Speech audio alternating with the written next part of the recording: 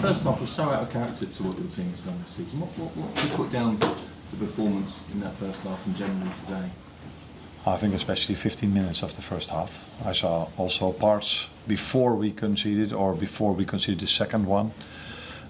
Normal parts for us. So I saw some very good build-up situations, the way we positioned ourselves. So it wasn't 45 minutes of disaster. But the errors we made, I think, is something we're not used to. And that's something different than playing poorly, in my opinion. Yeah, sure. Well, I mean, it must have disappointed you, those errors. Yes, of course, but not only me, the players themselves, the teammates, the fans, it disappoints us all. But one of the reasons why we are in the position we are in is we don't make a lot of mistakes, and if we do, players try to make up for them. Now, this is also what we tried to do with the second goal, but unfortunately, instead of the ball being deflected going in behind, it went into goal. So this can happen, especially if you play a good team like Fulham.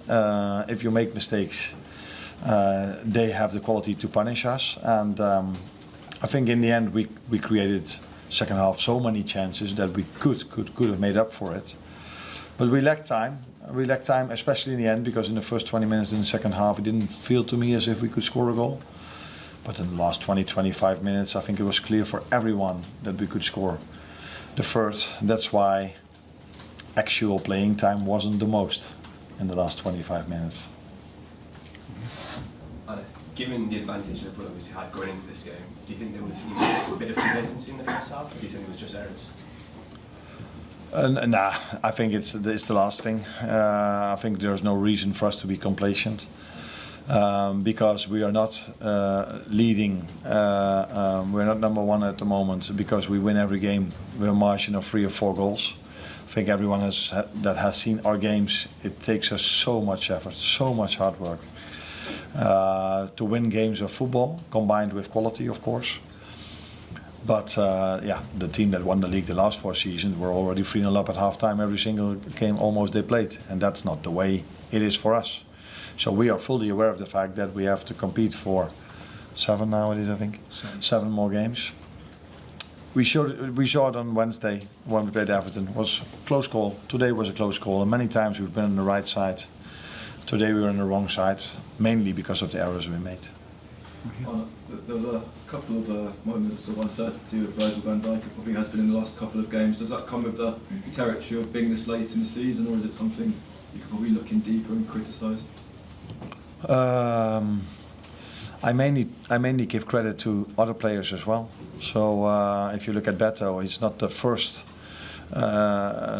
defender. Virgil is not the first defender who finds it difficult to play against Beto because he's so every time he's chasing for every ball, pushes it just before you get the ball.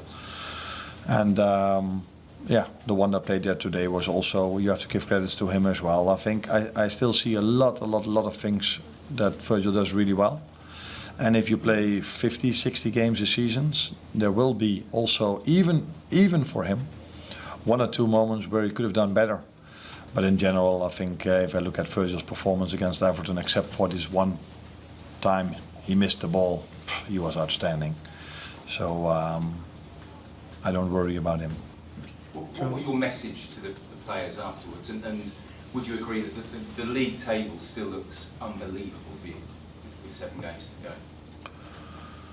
The message was mainly that I think that I told them that they showed great character the second half. But not for the first time this season. We had a difficult first half. It didn't happen a lot, but I can come up with Southampton at home, for example, where we played quite poorly. And normally we are able to make up for that because of the mentality of the team, how fit they are, the subs we can bring. But today it wasn't enough, and now we have a whole week to prepare for West Ham.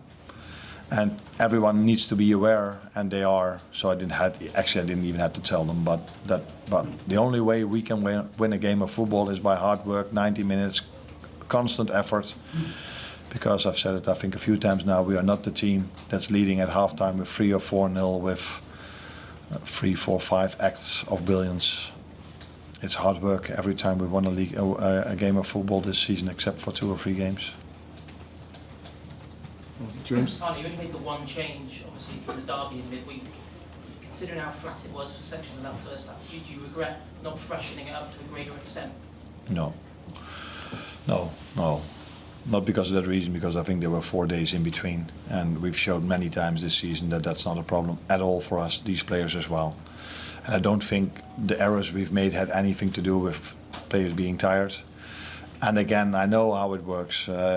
It's everywhere the same in football. If you concede 3 goals in the first half, everybody's like, wow, that was a disaster. Now, if you look back at it knowing that you concede 3, you will probably see a few good moments as well. Because there were also good moments from us in build-up. I think after half an hour I looked at it was 1-1.